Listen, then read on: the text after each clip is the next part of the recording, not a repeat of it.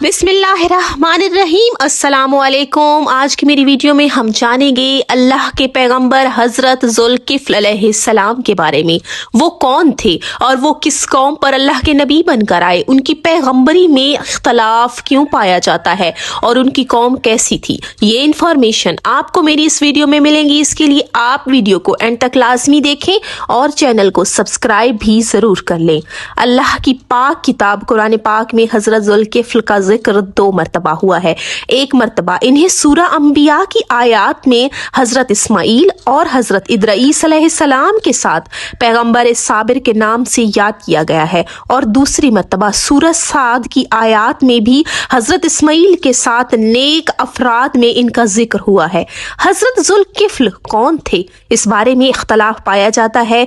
मशहूर व मारूफ ये है कि वो पैगंबर है। बास के बकौल वो हजरत अयूब अलैहिस्सलाम की औलाद में से थे और इनका असली नाम बशर बिन अयूब था। इन्होंने शाम में जिंदगी गुजारी और 95 साल उम्र पाई और अपने बेटे बनाम अबदान को अपना वसी और जानशीन बनाया। अल्लाह ताला ने इनके बाद हजरत शोएब को बतौर पैगंबर माबूस किया। ये तमाम रवायात जो हैं ये मुख्तलिफ किताबों में मिलती हैं और हजरत ज़ुल्किफ़्ल अलैहिस्सलाम जो थे उनमें 3 सफ़ात पाई जाती थी और रवायत में है कि पैगंबरों में से एक पैगंबर जिसका नाम अलसई था, हजरत अलसई अलैहिस्सलाम ने अपनी कौम से कहा कि मेरी तमन्ना और ख्वाहिश है कि मैं अपनी ज़िंदगी में ही अपना जानशीन बनाऊं ताकि देखूं कि वो लोगों के साथ क्या बर्ताव करता है। अगर वो अच्छे किरदार का हामिल होगा तो मैं उसको अपनी मौत के बाद अपना जानशीन करार दूंगा। इन्होंने इस काम के लिए लोगों को इकट्ठा करना शुरू कर दिया। जब तमाम लोग इकट्ठा हो गए तो उन लोगों से उन्होंने मुखातिब होकर कहा कि तुम में से जो कोई भी 3 सफ़ात का हामिल होगा मैं उसे अपनी मौत के बाद अपना जानशीन बनाऊंगा। और लोगों ने जब पूछा कि वो कौन सी ऐसी खसूसियात हैं कि जिनकी बना पर आप अपना जानशीन बनाएंगे उस अफराद को जिसमें ये खसूसियात हुई, तो तब हज़रत सई अलैहिस्सलाम ने कहा कि वो एक जो पहली सिफात है कि वो ऐसा हो कि वो रोज़ेदार हो, वो अल्लाह के दिन में जो है वो अल्लाह के लिए रोज़ा रखता हो और रातों में अपने परवरदिगार की इबादत करता हो और वो इबादत में मशगूल रहता हो। और जो तीसरी है कि वो गज़बनाक ना हो, यानी कभी वो गुस्सा ना करे, वो अच्छे अखलाक का हामिल हो, उससे जो भी मिले वो इससे नरम लहजे के साथ और अच्छे अखलाक के साथ मिले।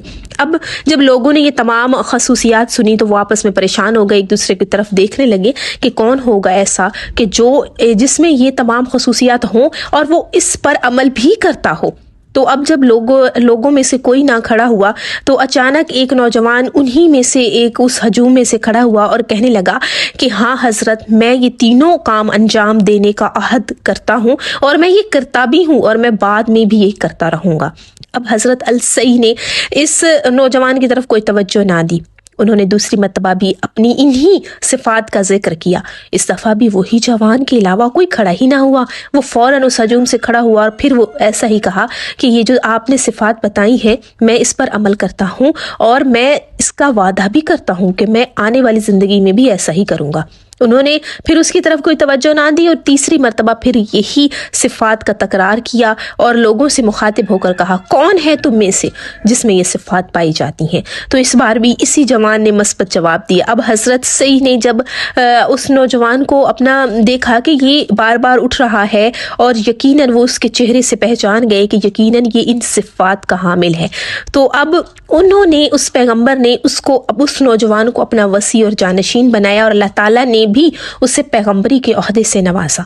और वो जो नौजवान थे वो वही यानी हज़रत ज़ुल्किफ़्ल अलैहिस्सलाम हैं जिनमें ये तमाम जो है सिफात पाई जाती हैं और इन्हीं सिफात के हामिल होने की बना पर उन्हें ज़ुल्किफ़्ल कहा गया है। ज़ईफ़ और मारूफ किताबों में ये रवायात भी हैं कि अल्लाह ने इन्हें इनके पदर बुजुर्गवार हज़रत अयूब अलैहिस्सलाम के बाद रूम के लोगों की तरफ हिदायत के लिए पैगंबरी पर माबूस किया। روم کے لوگ ان پر ایمان بھی لائے اور ان کی تصدیق کی اور ان کے پیروکار بنے۔ اس کے بعد اللہ کی طرف سے حکم جہاد جب آیا تو حضرت ذوالکفل نے یہ فرمان خدا تھا یہ لوگوں تک پہنچایا۔ لوگوں نے جہاد پر جانے سے سستی اور کاہلی کی اور حضرت ذوالکفل کے پاس آ کر کہا کہ ہمیں تو زندگی سے پیار ہے، موت سے نفرت ہے، اس کے باوجود ہم اچھا نہیں سمجھتے کہ ہم خدا اور اس کے رسول کی نافرمانی کریں، تو کیا آپ ایسا کر سکتے ہیں کہ آپ ایسا کریں، ہم جہاد پر تو جائیں گے لیکن آپ خدا کی بارگاہ میں دعا کریں کہ ہمیں طولانی عمریں دے اور موت کو ہم سے اس وقت تک دور رکھے جب تک ہم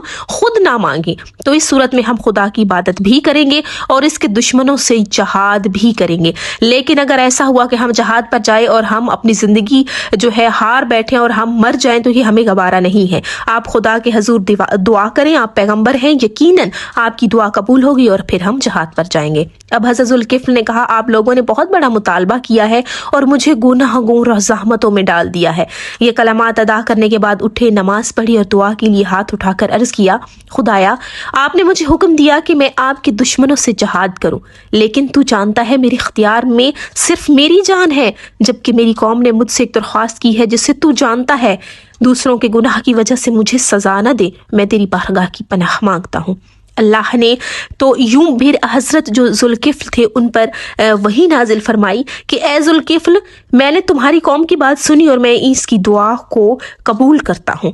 اب ذوالکفل نے یہ وحی الہی لوگوں تک پہنچائی۔ خداوند متعال کا ان لوگوں کی دعا کو مستجاب کرنا اس بات کا باعث بنا کہ قوم ذوالکفل نے بہت طولانی عمریں پائی۔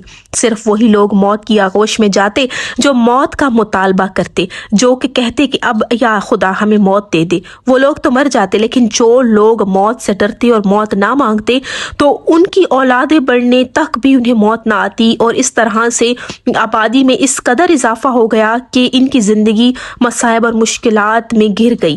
اب یہ جو تھی اس چیز نے ان کی زندگی اس قدر مشکل میں ڈال دی کہ وہ اپنی دی ہوئی تجویز پر اس قدر پشیمان تھے، اور وہ پشیمان ہو کر حضرت ذوالکفل کے پاس آئے اور کہا کہ خداوند متعال سے دعا کریں کہ ہر کوئی اپنی جو ہے موت کی طلب کرتا ہے اور وہ مرنا چاہتا ہے، اور جب خدا چاہے اور جتنی خدا نے انسان کی عمر بنائی ہے اس کے مطابق ہمیں جو ہے وہ موت دے دے۔ خداوند کریم نے حضرت ذوالکفل پر وہی نازل فرمائی کہ کیا تمہاری قوم یہ نہیں جانتی کہ جو کچھ میں نے ان کے لیے منتخب کر رکھا ہے وہ ہی ان کے لیے بہتر ہے، جو ان کے لیے منتخب ہو چکا ہے، تو اور اس سے بہتر اور کچھ نہیں ہو سکتا۔ اس کے بعد ان لوگوں کی عمریں جو تھی وہ اور زیادہ بڑھ گئی، اور وہ لوگ جو بوڑھے ہو چکے تھے، وہ تنگ آ چکے تھے، ان کی اولادیں بھی وہ آگے دیکھ چکے تھے، اور اس طرح سے ان کی اتنی زندگیاں جو تھی مشکلات میں گر گئی۔ انہوں نے اللہ سے دعا کی، اور جب اللہ نے دوبارہ ان کی دعا قبول کی تو اس طرح سے پھر وہ لوگ جو تھے